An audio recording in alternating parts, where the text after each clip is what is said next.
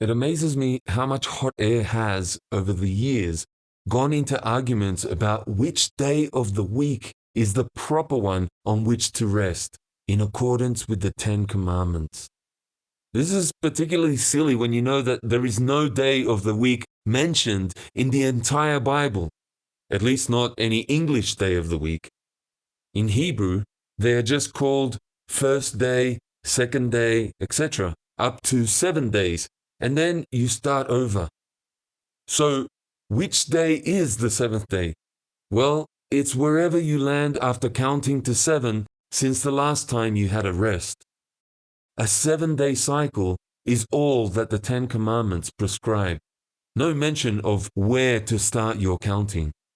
Take a rest every 7 days. That is pretty much what the rule says. But somewhere along the line, someone, obviously not anyone who spoke Hebrew, decided to give different names for 7 different days, and that is when the arguments began in earnest. Saturday is the 7th, some said. No, Sunday is the 7th, others said. I think the Muslims even argue, you're both wrong, Friday is the 7th. Well, tradition, and that's all the sort of things people come up with after the Bible was put together. Tradition says that Saturn represented the holy 7th day and not the sun. Have you heard the Sabbatarians arguing that Sunday was named after the sun god, making it evil? Why don't they seem bothered by the fact that their favorite day was named after the Roman god of agriculture, Saturnus? The beauty of the Ten Commandments is that God wasn't really interested at all in what you choose to call your 7th day, as long as you rest every 7 days. That is the significance and focus of the 4th commandment, an emphasis on rest from the rat race, at least once every 7 days. Jesus, of course, turned the entire commandment upside down by teaching that the kind of work that his Father, he himself, and his followers do is so restful that we can work every day and rest every day at the same time. The horror of the rat race was just that it had been built around the root of all evil, laboring for the meat that perishes. There is no rat race in the kingdom of heaven.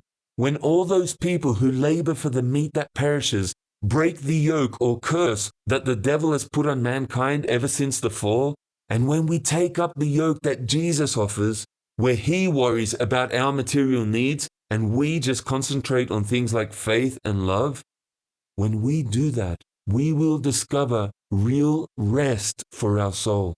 We will enter into God's Sabbath, as the writer to the Hebrews put it so eloquently. Elsewhere on this channel, we have a couple of videos on the Epistle to the Hebrews, and one of the great themes in that book is this concept of God's rest or God's Sabbath. Please watch it if you haven't already done so. The word Sabbath just means rest, by the way, which is why I keep using them interchangeably. You see, the subject of the 4th commandment was rest from the unholy rat race, Sabbath. It's not about what name you give to the day on which you take that rest. But, of course, as anyone who has read even one of the 4 Gospels would know, the religious leaders in Jesus' day had the same problem that so many religious leaders have today. They strained at gnats about such things as what name you give to a day that has no name, while even turning their worship into yet another way to make money. The root of all evil is not resting on the wrong day. The root of all evil is what people are doing all week long as they chase after mammon or money and all that money can buy. Jesus came to change all that. Now, here is another radical observation about the Seventh Day Adventists in particular. Do you know what they call the mark of the beast? They call it worshiping God. That's right. If you worship God, you are guilty of the worst possible sin. Listen closely to them. They have been teaching for more than a century now that one day the devil is going to make a rule telling the whole world to worship God. And if you obey that rule, then you will be taking on the dreaded mark of the beast, for which you will never be forgiven by God. Listen closely to what they are saying, and you will see that I'm not exaggerating. Now, if the devil came out with a rule that says you cannot worship God, then it would make sense to see that as evil and to encourage people to disobey such a rule. But that is not what the Seventh Day Adventists have predicted for so many decades. You would imagine that SDAs, who go through various religious rituals on Saturday, would say that one day an evil world ruler will say that you cannot worship God on Saturday. But that is not what they teach. They teach that an evil world ruler is going to teach people that they not only should worship God, but that they must worship God. In particular, the devil will try to force people to worship God on Sunday. In other words, they have altered the fourth commandment to read something like this: "Remember the first day of the week, to keep it unholy." Unholiness on the first day of the week will be a perpetual sign between you and your God. Don't ever worship God on Sunday. According to good Seventh-day Adventist teaching, no amount of worship on Saturday will save you if you succumb to worshiping God on any other day as well.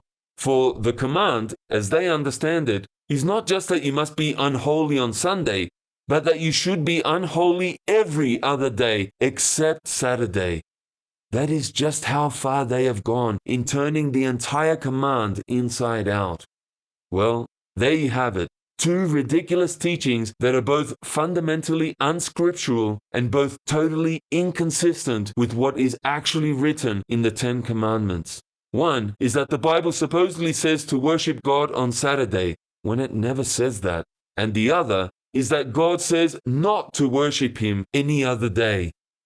A sizable portion of the religious world has been sucked in by these teachings simply because we don't know how to think for ourselves on such matters. We let blind guides lead us, and we both fall into a ditch because of it, like Jesus said of the religious leaders in His day as well. Don't fall for it. Open your Bible and read what Jesus actually said in the four Gospels, taking special note of what His position was, as opposed to the position of the people who had Him killed. And it could turn your whole understanding about the Sabbath debate on its ear. Thank you for your feedback in the comments below and for subscribing to this channel. And don't forget to click on the little bell icon if you would like to be notified when new videos come out here. God bless you, and thank you for listening.